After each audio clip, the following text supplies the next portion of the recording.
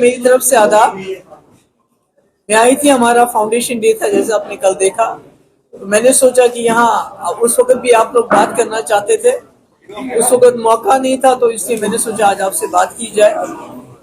जैसा कि हम देख रहे हैं 5 अगस्त 2019 को पूरे 6 साल हो गए और उस वक्त जो जम्मू कश्मीर की, मैं तो उसको बर्बादी कहूंगी, तबाही की गई थी, 370 को खत्म किया गया, स्पेशल स्टेटस छीना गया ये कह के कि जम्मू कश्मीर में अब सब ठीक हो जाएगा, जम्मू कश्मीर में तरक्की हो जाएगी, जम्मू कश्मीर के हालात ठीक हो जाएंगे, जम्मू कश्मीर में अमन होगा, जम्मू कश्मीर में दूध की नदियां और शहद की नदियां बहेंगी।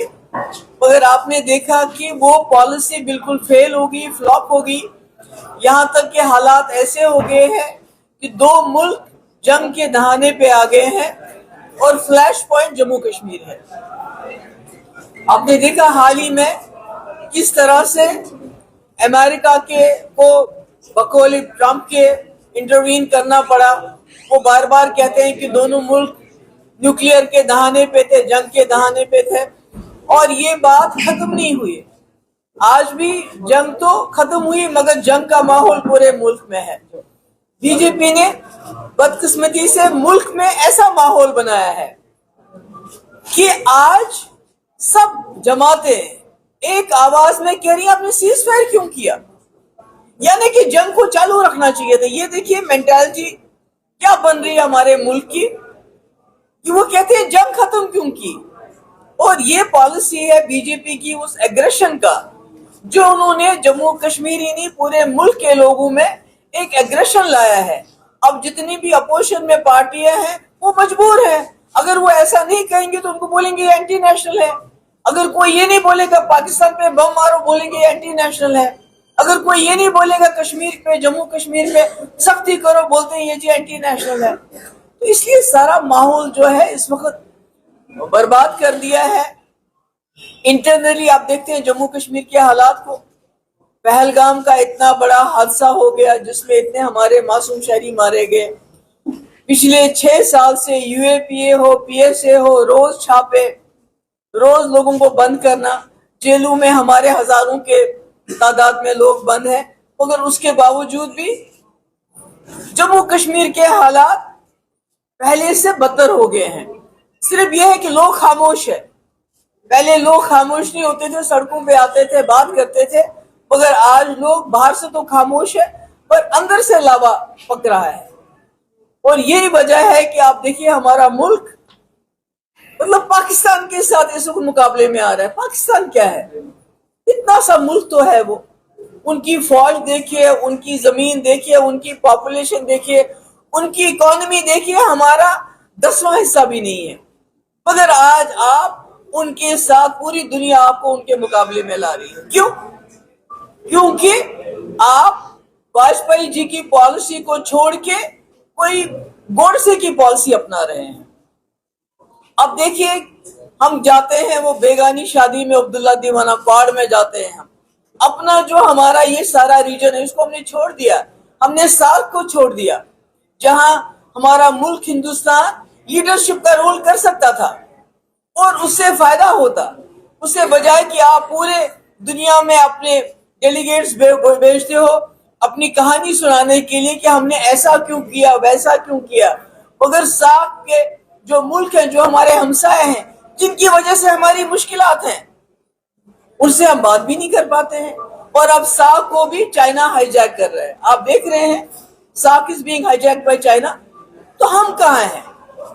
तो इसलिए मेरा ये कहना है अभी भी वक्त है कि उनको जो मुफ्ती साहब का विजन था, जो हमने कांग्रेस के साथ कॉमन मिनिमम प्रोग्राम बनाया था, उसके बाद बीजेपी के साथ एजेंडा ऑफ अलायंस बनाया था, वो बीजेपी और पीडीपी का एजेंडा ऑफ अलायंस नहीं था, वो जम्मू कश्मीर के लोगों का और मुल्क के लोगों का एजेंडा ऑफ अलायंस था कि जम्मू कश्मीर को इस मुसीबत से कैसे निकाल सकते हैं, कैसे हम और रास्ते खोल सकते हैं। आपने लद्दाख को अलग कर दिया, मुफ्ती साहब करगिल अस्करदू का रास्ता खोलने की बात कर रहे थे, सियालकोट की बात कर रहे थे, सुचीतगढ़ सियालकोट की बात कर रहे थे, ताकि हमारे यहाँ जम्मू कश्मीर जो पिंजरे में बंद किया गया है उसको खोल दिया जाए। आपने तो खोल दिया, किसके लिए खोला? किसके लिए खोला? आज जितने भी क्राइम है जम्मू में पिछले 6 साल से आसमान को छू रहे हैं, क्योंकि जितने भी क्रिमिनल्स हैं वो आ रहे हैं। आपकी रोजी रोटी पे यहाँ डाका डाला जा रहा है, ठेकेदार बाहर से, हाँ, जम्मू के लोगों को मुंशी का काम करना पड़ता है, माइंस उनके हाथ में, ठेकेदारी उनके हाथ में, नौकरियां उनके हाथ में। अगर आप देखें कि कोई जो गरीब बच्चा पढ़ लिख के उसको नहीं मिलती है नौकरी, बाहर से कोई आ गया उसको भी मिलती है, उसी को मिल रही है। तो अगर देखा जाए हर हिसाब से जम्मू कश्मीर और पीछे हो गया। तो मेरी मुतबाना गुजारिश है इस वक्त कि बीजेपी जो एनडीए सरकार है वो एजेंडा ऑफ अलायंस को खोले, वो देखे कि जम्मू कश्मीर को इस मुसीबत से बाहर निकालने का क्या रास्ता है, पाकिस्तान को सीधे रास्ते पे लाने का क्या रास्ता है। मुझे याद है जब वाजपेयी जी लाहौर गए थे तो वहां मुशर्रफ ने उनसे कहा था यूनाइटेड नेशन रेजोल्यूशन को छोड़ दीजिए, जो जम्मू कश्मीर के लोग खुशी से खुश रहेंगे, हिंदुस्तान के लोग खुश रहेंगे, पाकिस्तान के लोग भी आमादा हो जाएंगे, आप वो कर लीजिए। आज भी मुझे लगता है उसी पॉलिसी की जरूरत है, रास्ते खोलने की जरूरत है।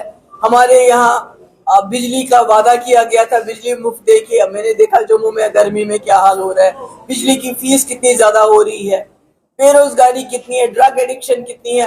अब तो पहले कश्मीर में तो मारते ही थे, पर यहाँ भी आप ड्रग के नाम पे लोगों को मारा जाता है। भी हमारा एक हिंदू बच्चा, उसको बड़ा गरीब है, मुझे नहीं मालूम था उसका ड्रग के साथ कोई लेना देना था, मगर गोली मारना तो कोई जवाब नहीं रखता है।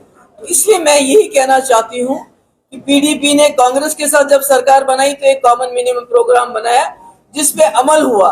उसके बाद जब बीजेपी के साथ बनाई तो जो भी हमने उसमें रखा है, अब मैं तो एजेंडा ऑफ अलायंस के सब बातें नहीं बता सकती, ये तो बड़ा लंबा है कि एस्पा को कैसे रिव्यू करना चाहिए और रास्ते कैसे खोलना चाहिए, पावर प्रोजेक्ट कैसे ट्रांसफर होना चाहिए, हीलिंग टच कैसे होना चाहिए। ये खाली पीडीपी की बात नहीं, ये सारी पॉइंट्स बाय पॉइंट जो यूपीए सरकार में 7 वर्किंग ग्रुप बने थे रसगोत्रा की, उसमें बहुत सारे मुझे नाम भी याद है जिसमें सारी पार्टीज थी, उन्होंने एंडोर्स किया है मुफ्ती साहब के विजन को। मैं कहती हूँ बीजेपी वालों को, एनडीए वालों को, इससे पहले कि आप कोई और बर्बादी करने के बारे में सोच रहे हो, क्योंकि आज उनको ये एहसास हो गया है कि कश्मीर में 6 साल सख्ती करने के बावजूद, लोगों को जेलों में डालने के बावजूद, कश्मीर न सिर्फ जू का तूक है बल्कि इंटरनेशनल लेवल पे। हम तो चाहते थे पहलगाम की दहशतगर्दी इंटरनेशनलाइज हो जाए। बात हुई, सीज फायर की बात हुई, पाकिस्तान की बात हो रही है कि पाकिस्तान ने क्या किया जंग में, कितने जहाज गिराए, क्या हुई, इंटरनेशनली बात चल रही है, मगर हमारी जो बात है, वो जो असली बात है वो नहीं हो। तो इसलिए मैं उम्मीद करती हूँ कि जो दिल्ली की सरकार है वो एजेंडा ऑफ अलायंस निकालेगी। अगर उनको ये डर है कि एजेंडा ऑफ अलायंस जो है कोई पीडीपी का, ये हमारा अकेला डॉक्यूमेंट नहीं है, ये डॉक्टर मनमोहन सिंह के वक्त में जो 7 वर्किंग ग्रुप बने थे, हर मामले पे, रोड्स पे, गवर्नेंस पे, ह्यूमन राइट्स पे, रास्ते खोलने पे, ये सब उसकी कॉपी है। उनको उसी पे अमल करना चाहिए, बजाय इसके वो खुदा ना खास्ता कोई और कांड करे जैसे 5 अगस्त 2019। क्योंकि देखिए टूरिज्म हमारे पास था, वो भी मिलिटराइज हो गया है।